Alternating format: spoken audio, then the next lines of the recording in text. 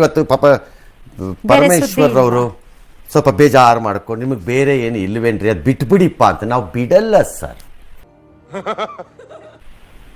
ಯಾಕೆ ಬಿಡಬೇಕು?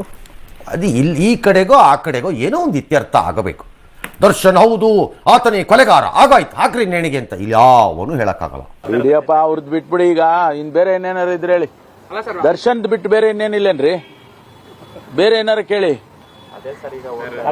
ನೀವೇನ್ ನೀವು ನಿಮ್ಮನ್ನು ಯಾಕೆ ಕೇಳ್ತಾರೆ ಡಾಕ್ಟ್ರೆ? ನೀವು ಸ್ವಲ್ಪ ಮಾತಾಡ್ತೀರಿ, ಶಾಂತಚಿತ್ತವಾಗಿ ಸ್ವಲ್ಪ ಮಾತಾಡ್ತೀರಿ ಅಂತ ನಿಮ್ಮನ್ನು ಕೇಳ್ತಾರೆ. ಹೌದು. ಹೊಟ್ಟೆ ಎಷ್ಟು ಉರ್ಸ್ತಾವ್ರೋ ಆ ಭಗವತ್ನ ನೋಡಿದ್ರೆ.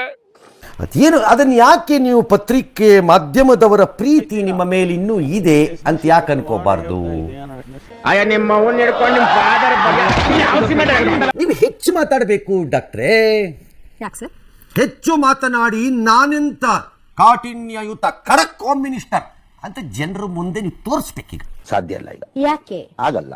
ಏನಾಯ್ತು? ಆಗಲ್ಲ ಆಗಲ್ಲ, ಬೇಡ ಅದು ಯಾಕೆ ಬೇಡ ಸರ್? ಇದೊಳ್ಳೆ ಆಗಲ್ಲ.